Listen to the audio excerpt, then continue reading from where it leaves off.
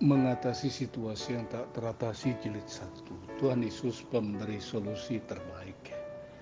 Markus 5 ayat 22-23, datanglah seorang kepala rumah ibadat yang bernama Yairus. Ketika ia melihat Yesus, tersungkurlah ia di depan kakinya dan memohon dengan sangat kepadanya, "Anakku perempuan sedang sakit dan hampir mati, datanglah kiranya dan letakkanlah tanganmu atasnya supaya ia selamat dan tetap hidup."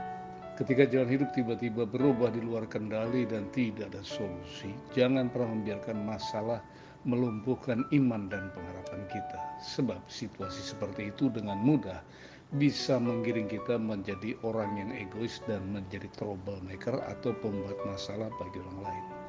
Karena yang membutuhkan pertolongan Tuhan bukan hanya kita saja, akan tetapi banyak orang lain yang juga membutuhkan pertolongan Tuhan.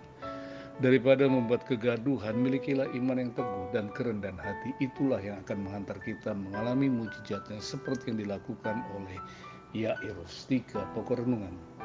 Yang pertama, rendahkanlah hati dan tanggalkanlah kebenaran diri. Tersungkurlah ia di depan kakinya dan memohon dengan sangat kepadanya.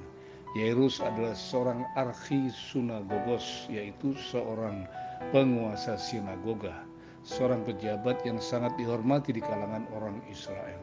Tugasnya adalah memilih para pembaca atau guru di sinagoga, memeriksa ceramah para pembicara publik, dan memastikan bahwa segala sesuatu yang dilakukan dengan sopan dan sesuai dengan kebiasaan leluhur.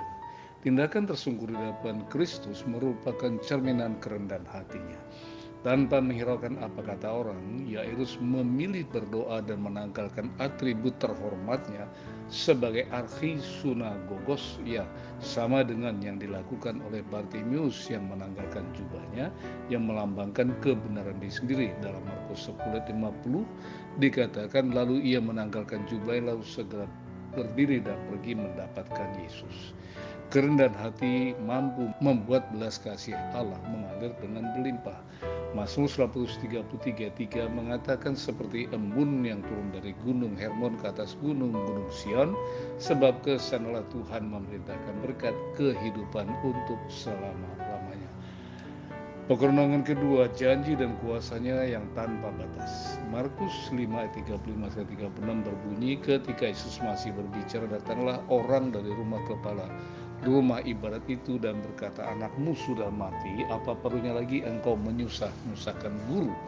Tetapi Yesus tidak menghiraukan perkataan mereka dan berkata kepada kepala rumah ibadat, "Jangan takut, percaya saja."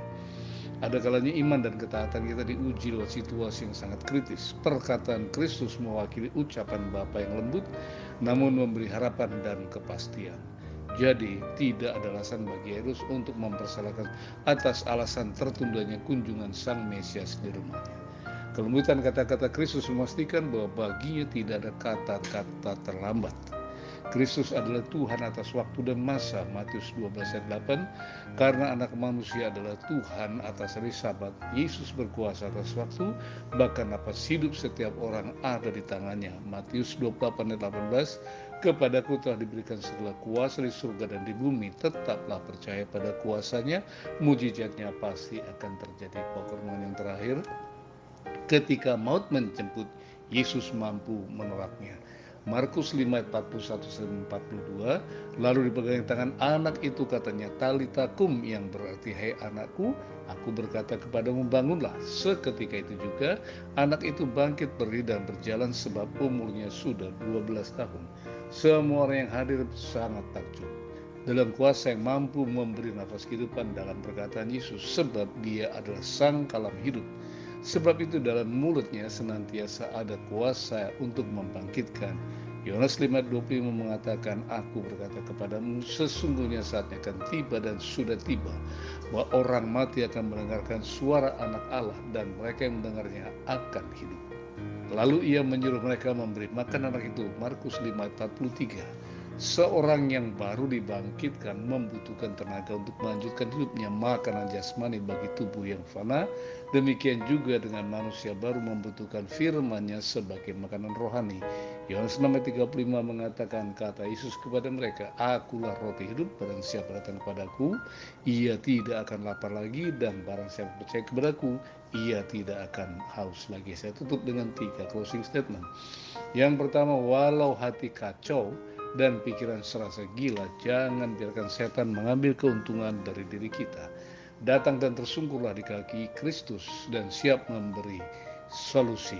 Matius 11:28 mengatakan, "Marilah kepadaku semua yang letih lesu dan berbeban berat, aku akan memberikan kelegaan kepadamu."